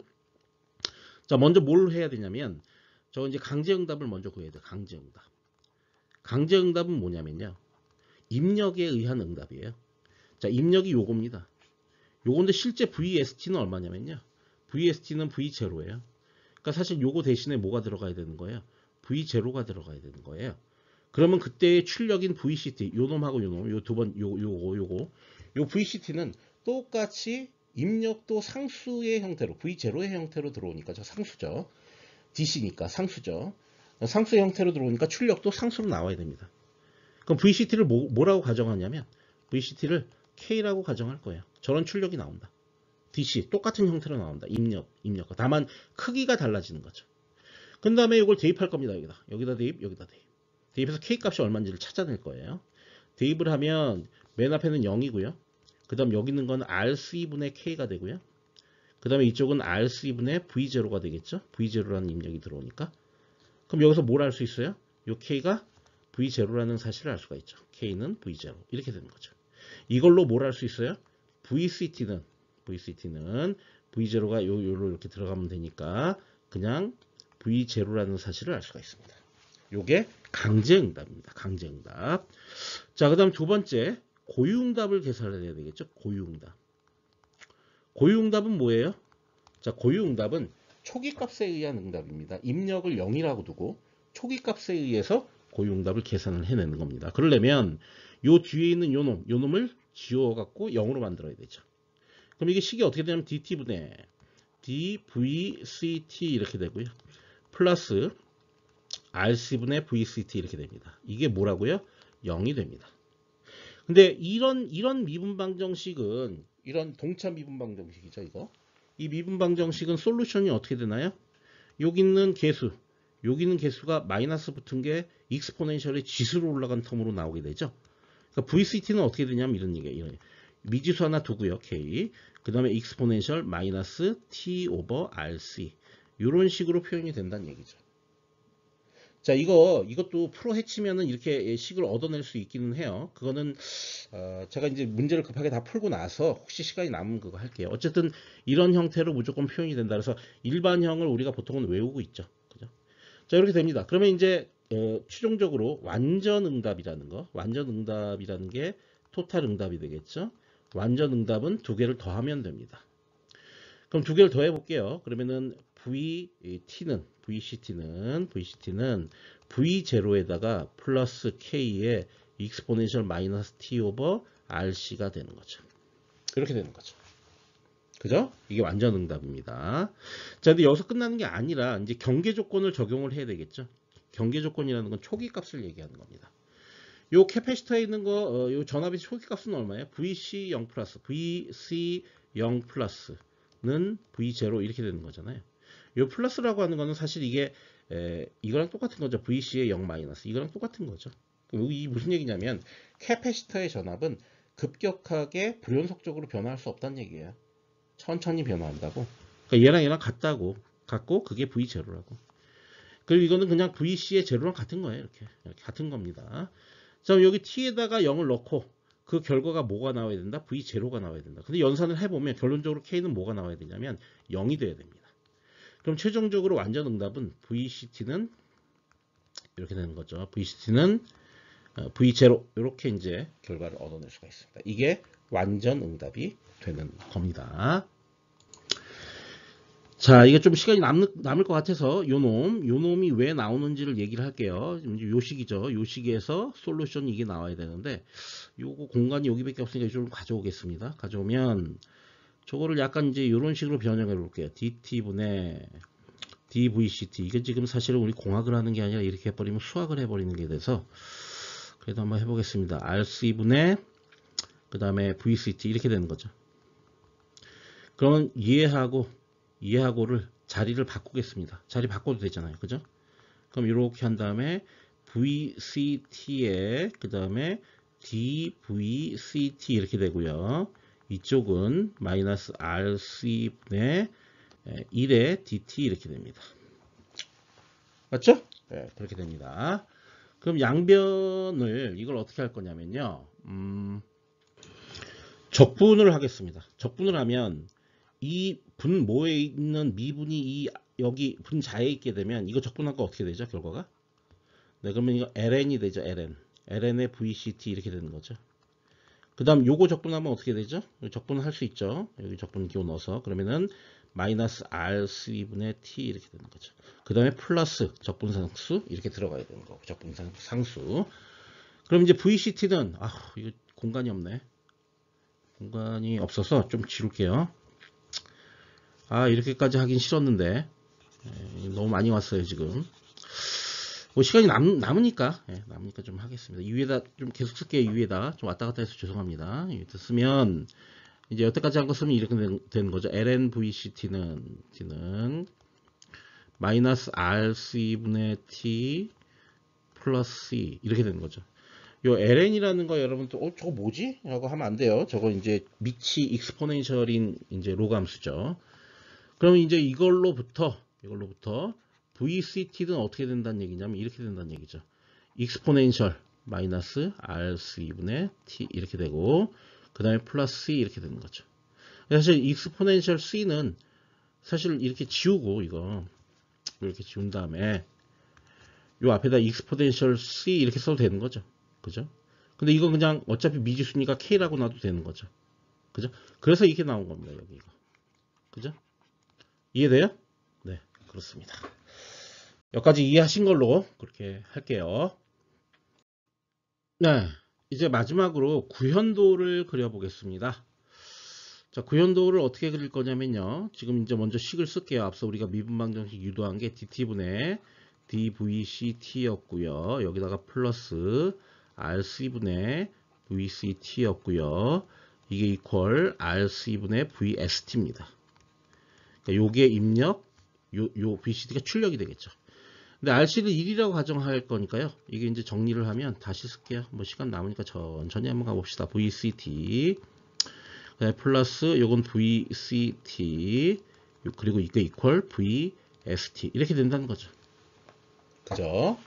네, 그렇습니다. 자, 그런 다음에 자, 저걸 어떻게 할 거냐면 이제 그 구현도를 그릴 거예요. 구현도를 어떻게 그릴 거냐면 요렇게 그릴 겁니다. 자, 여기 요렇게 하는데 일로 VST가 들어옵니다. 요게 입력이죠. 그런데 요거를 요렇게 적분을 하겠습니다. 적분 이렇게. 자, 이걸 왜 적분을 하냐면 요 식을 잘 살펴볼 것 같으면요. 요거 사실 양변을 적분을 해도 되잖아요. 그래서 적분을 하게 되면 VCT는 플러스 적분의 VCT의 DT 이렇게 되고요. 그 다음에 이쪽은 적분의 VST의 DT 이렇게 되고 이게요, 그 구현도에서는 미분기를 쓰는 게 아니라 적분기를 쓰기 때문에 지금 적분으로 다 바꿔놓은 겁니다. 자, 그러면 이제 VS가 여기 이거죠. 이게 들어와서 적분이 됩니다. 적분이 돼서 나오는 출력은 뭘까요? 출력은 요거죠. VST의 DT. 요게 출력으로 나오게 되죠. 그럼 요게 이제 출력으로 나갑니다. 그래 놓고 요 출력이 뭐라고 쓰게 되냐면 VCT라고 쓰게 되는 거죠. 이렇게. CT. 이렇게. 출력으로 나갑니다. 그런데 요 식을 약간 변형을 하면 VCT는 마이너스 VCT의 DT 거기다 플러스 VST의 DT 이렇게 되는 거죠. 그죠? 지금 이것만 구한 겁니다. 이것만. 자, 요것도 구해내야 돼요. 요것도. 근데 요건 뭐예요? 우리 출력으로 나온 걸 갖다가 다시 적분을 해서 마이너스를 붙이는 거죠. 그죠? 그럼 출력으로 나온 거를 요거를 마이너스 2를 곱해서 요거를 다시 여기다가 플러스를 시키면 적분까지 해결이 되겠죠. 그래서 여기 나온 거는 사실 요렇게 이제 요 패스가 들어가게 되면 이것만 있는 게 아니라 마이너스 적분기에 VCT, DT까지 같이 들어가 있는 거죠. 그죠? 이 적분이 두 가지 역할을 하는 거죠. 이 위에서 온 것도 적분하고 요 피드백 된 것도 적분하고. 맞아요? 네. 그게 뭡니까? 이거잖아요. 그죠? 이게 구현도예요. 그러면 이 구현도 그리는 게 좀 어려울 수 있을 것 같은데 예, 지금 이렇게 봐서는 어렵죠. 근데 저걸 정형화되게 그리는 방법들이 다 있습니다. 지금 이제 저거를 제가 구현도를 일일이 이렇게 그려본 거는 나중에 이제 이런 구현도를 통해서 시스템을 구현할 수 있게 되고 그걸 정형화되게 그리는 방법까지 다 할 거니까 어쨌든 구현도로 시스템을 표현할 수 있다라는 사실을 알고 있어라 그런 얘기죠. 그 정도 여러분들이 이해를 하시면 되겠습니다. 자, 시스템의 미분방정식 표현, 미분방정식으로 표현하는 방법에 대해서 공부를 했기 때문에 지금은 이제 두 개를 연결한 거. 근데 어떻게 연결하냐면 직렬로 연결하고 병렬로 연결할 경우에 미분방정식이 어떻게 변형되는지 그거를 이제 한번 확인을 해 보겠습니다. 첫 번째 시스템은 이렇게 표현이 되고요. 두 번째 시스템은 이렇게 표현이 됩니다. 그럼 이제 직렬로 연결했다 치면 첫 번째 게 있고 두 번째 시스템이 있으면 첫 번째 시스템의 출력이 두 번째 시스템의 입력으로 들어가게 되잖아요. 그러니까 이 출력 YT가 두 번째의 XT로 들어가게 되죠. 그 얘기는 뭐냐면 요 놈을 여기 지금 이제 Y가 미분이 들어가 있기 때문에 여기 양변을 이제 적분을 하게 되면 YT는 A의 적분의 XTDT 이렇게 표현이 되겠죠. 자, 이걸 어디다 넣으란 얘기예요? 두 번째 시스템의 요 입력에다 이렇게 넣으란 얘기죠. 넣겠습니다. 자, 넣으면 어떻게 이제 이게 변형이 되냐면 DT분의 DYT죠. 자, 요거 그냥 그대로 쓴 거죠. 거기다가 어떻게 되냐면 B에 그 다음에 여기 요 놈이 있으니까 요 놈이 그냥 AB 이렇게 되죠. 그 다음에 적분의 XTDT 이렇게 됩니다. 이해되시죠? 자, 그런 다음에 양변을 미분을 한번 더 합니다. 더하면 dt 제곱 분의 d 제곱의 yt 이게 두 번 미분한 거죠. 두 번 미분한 것은 a, b에 그대로 그냥 xt 이런 식으로 정리가 될 겁니다. 그러면은 요게 뭐냐? 요게 두 개를 직렬로 연결한 시스템을 표현하는 미분방정식이 되는 겁니다. 자, 병렬로 연결을 하겠습니다. 두 번째 병렬로 연결하면 원래 xt가 있었는데요. xt가 있었는데 이게 어떻게 되냐면 요렇게 연결돼서 각각의 출력이 여기서 더해져서 나오게 되는 거죠. 그럴 경우에 이게 yt가 되는 겁니다. 근데 첫 번째 거는 요게 앞서 구했죠. 요겁니다. 요 놈이 첫 번째 겁니다. 그럼 요 두 번째 거는 어떻게 되냐면 두 번째 것도 똑같죠, 사실은. 똑같기 때문에 요거 yt는 여기 이제 a가 아니라 b입니다. b. 요렇게 양변을 이제 적분을 하게 되는 거죠. XDDT 이렇게 되겠죠. 요게 이제 됩니다. 그러면은 최종적인 y는 요 놈하고 요 놈을 더한 게 됩니다. 그래서 최종적인 y는 두 개를 더하면 a 플러스 b의 적분의 xt의 dt 이렇게 되는 거죠.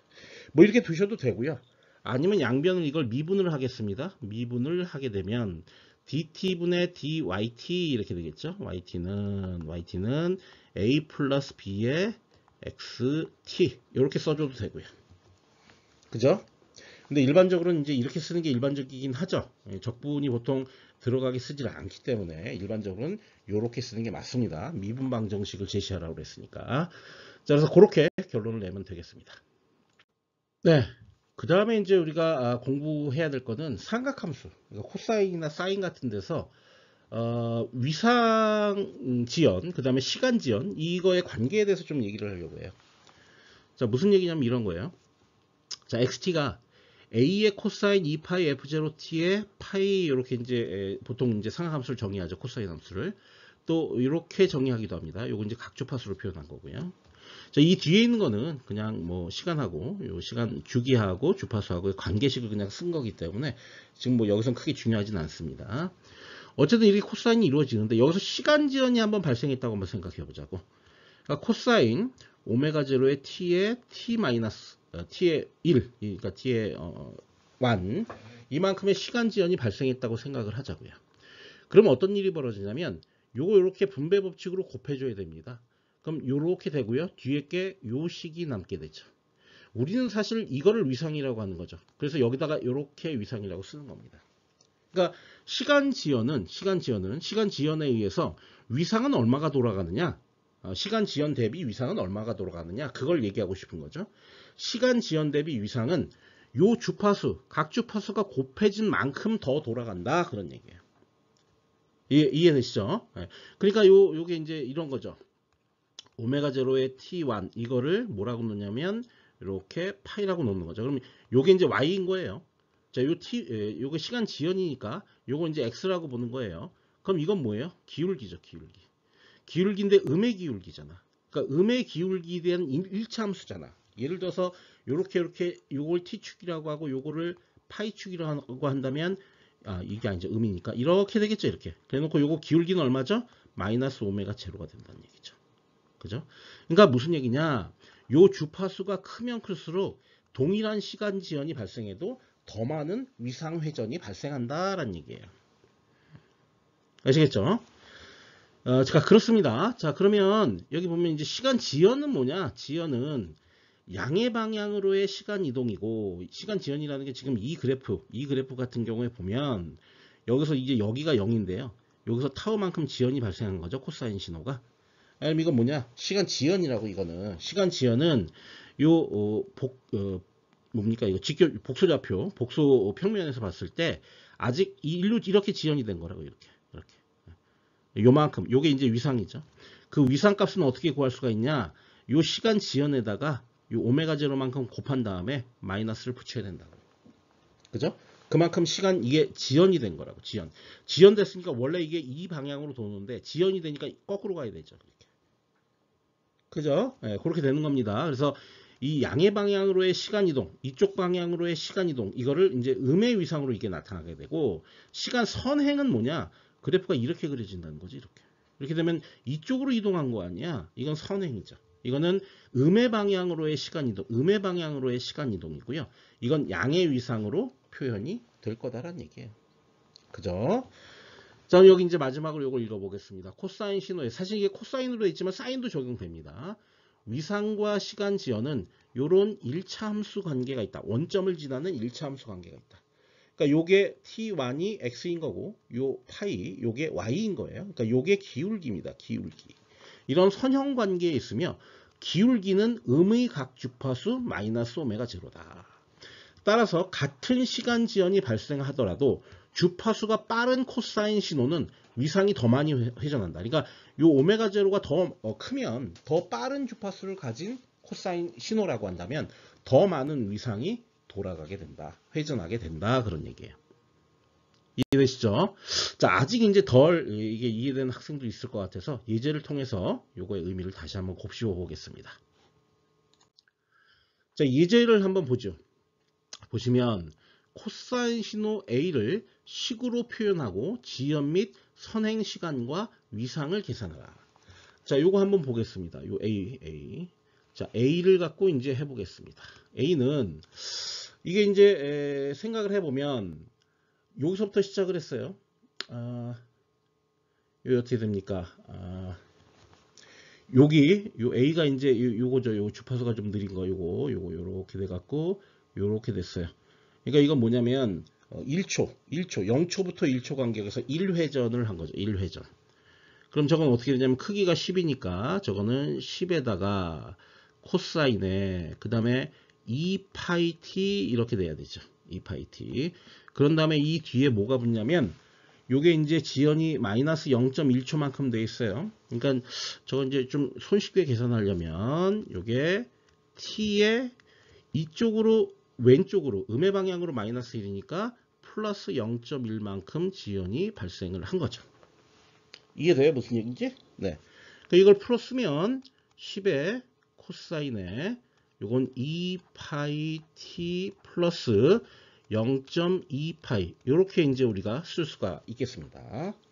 자, 그다음 B를 볼게요. B 같은 경우에 주파수가 이렇게 돼갖고 두 번 회전합니다. 0초부터 1초 사이에 두 번 회전하게 되어 있습니다. 그럼 저건 어떻게 되냐면 10의 코사인에 2파이에 t 저것도 역시 똑같이 2파이가 아니라 두 번 회전했으니까 4파이죠. 죄송합니다. 두 번 회전했으니까 4파이. 이것도 플러스 0.1입니다. 자, 이 무슨 얘기냐면 저 A, B 두 개의 신호를 잘 살펴보세요. 지연 값은 똑같아요. 뭘로? 0.1초로. 0.1초로 지연 값은 동일하다. 그죠? 그 눈으로 보이죠? 여기 0.1초.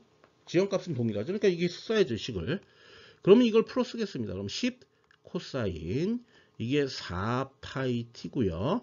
여기가 0.4파이 이렇게 되는 거죠. 그러면 지연은 동일하게 발생했는데 회전하는 위상의 양은 얘가 2배 더 크죠. 왜 2배 더 컸을까요? 예, 얘 주파수가 2배 더 빨랐기 때문에. 맞죠? 자, 그럼 이제 문제풀이 다 한 거예요. 지연 또는 선행 시간과 위상을 계산해라. 지연 시간은 얼마예요? 예, 마이너스 0.1초라고 해야 되죠. 지연은 그냥 0.1이라고 하면 안 되죠. 마이너스 0.1이죠. 실제로는 선행된 거니까. 그래서 마이너스 0.1초. 그 다음 위상은 얼마예요? 0.28. B 같은 경우에는 역시 똑같이 마이너스 0.1초. 근데 위상은 0.48. 2배만큼 더 돌았죠. 어느 신호가 더 위상이 크냐? B가 더 크죠. 아랫게. 아랫게 더 크죠. 이 놈이 더 크죠. 그 이유는 뭐예요? 얘가 원래 주파수가 2배 더 컸으니까. 그러니까 더 많이 돌아간 거죠. 그죠? 그러니까 여러분들이 이제 이 그림을 볼 때 요 X축이 T인지 아니면은 요 X축이 위상인지 이거를 잘 확인해야 돼요. 그죠? 요게 시간인지 요게 위상인지 그거를 잘 여러분들이 확인해 가면서 요 그림을 확인을 하셔야 됩니다. 자, 이 마지막 섹션은 여태까지 얘기했던 거를 이제 정리를 하는 겁니다. 예를 들어서 이제 연속 신호나 이산 입력 신호, 요 XT 이거 같은 경우에는 이제 시간의 변화에 따른 함수로, 그러니까 물리량, 전압이나 전류의 변화를 함수로 표현한 겁니다. 그걸 이제 시간에 따라 할 수도 있고 아니면 요 정수, 여기 시간에 해당하는 거죠. 이산 신호 같은 경우에는 그거를 이제 함수로 표현하면 우리가 입력 신호를 갖다가 함수로 표현을 할 수가 있고요. 자, 이거를 이제 시스템에 넣습니다. 근데 시스템에 넣을 때는 시스템을 표현하는 방법이 세 가지가 있다고 그랬죠. 첫 번째가 뭐예요? 미분 및 차분 방정식 표현이 있을 수가 있고요. 두 번째는 함수 표현이 있을 수가 있고요. 함수 표현은 이거 뭐예요? 임펄스 응답이죠. 이게 임펄스 응답. 이 두 가지는 임펄스 응답입니다. 그러니까 임펄스 응답으로 표현할 수도 있습니다. 그러니까 이 첫 번째 거는 방정식 표현이고요. 이 두 번째 거는 함수 표현이 됩니다. 그 다음에 세 번째 구현도 표현이라는 것도 있었죠. 근데 이거는 미분 방정식하고 동일한 거다라고 생각하시면 된다고 했어요. 그럼 예를 들어서 요 입력 신호를 이렇게 미분이나 차분 방정식에 넣었어요. 그럼 그 결과를 얻어내야 됩니다. 그 결과를 얻어내는 걸 어떻게 얻어내는 걸까요? 그 미분 방정식이나 차분 방정식을 풀어내는 거라고.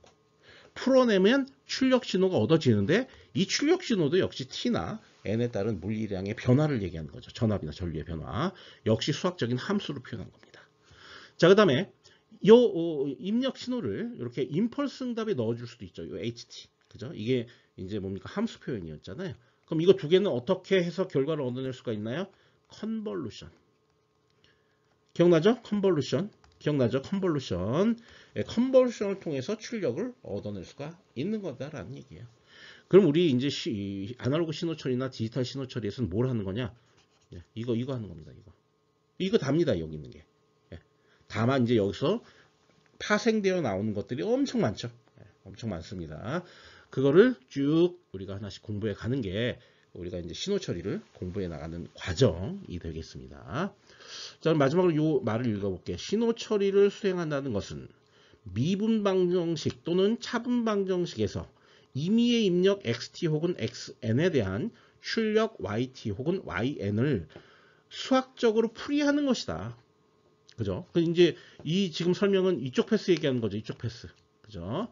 자, 임펄스 신호로 표현된 시스템에서 입력에 대한 출력은 컨볼루션이라는 수학적 연산으로 얻어진다. 그건 이쪽 패스 얘기하는 거죠. 그죠? 이 두 가지에 대해서 지금부터 공부를 하게 섹션을 나눠서 전을 나눠서 챕터를 나눠서 여러분들이 공부를 하게 될 거고요. 네, 그렇습니다. 그 정도 이해하시면 되겠습니다. 네, 기본 신호 그리기를 한번 해보겠습니다. 다음 기본 신호를 매트랩으로 그려보는 거예요. 모든 그림에서 X 레이블, Y 레이블, 레전드, 타이틀, 텍스트, X축 범위, Y축 범위를 지정을 하라는 거죠. 모든 폰트는 16으로 하라고 했어요. 유니스텝, 델타, 이게 약간 지연도 있고요. 그 다음 시그넘, 그 다음에 램프, 이거 4개를 여기 있는 그림처럼 이렇게 그려내시면 되겠습니다. 별로 어렵지 않을 것 같아요. 초반이니까 조금 쉬운 걸로 구성을 했습니다. 그래서 요거를 그려서 제출하시면 되겠습니다. 네, 수고하셨습니다. 오늘 그 내용은 뭐 제가 생각하기엔 그렇게 어렵진 않아요. 앞으로 어려운 것들이 많기 때문에 오늘 내용은 어쨌든 이제 그 신호나 시스템을 수학적으로 표현하는 방법이 이러이러한 것들이 있다라는 것을 여러분들이 좀 숙지를 하시고요. 앞으로 벌어질 우리 신호 처리에 대한 여러 가지 이론들은 오늘 얘기했던 것들을 기초로 해서 계속 이렇게 이론을 확장시켜 나가는 그런 형태로 이제 수업을 계속 진행하겠습니다.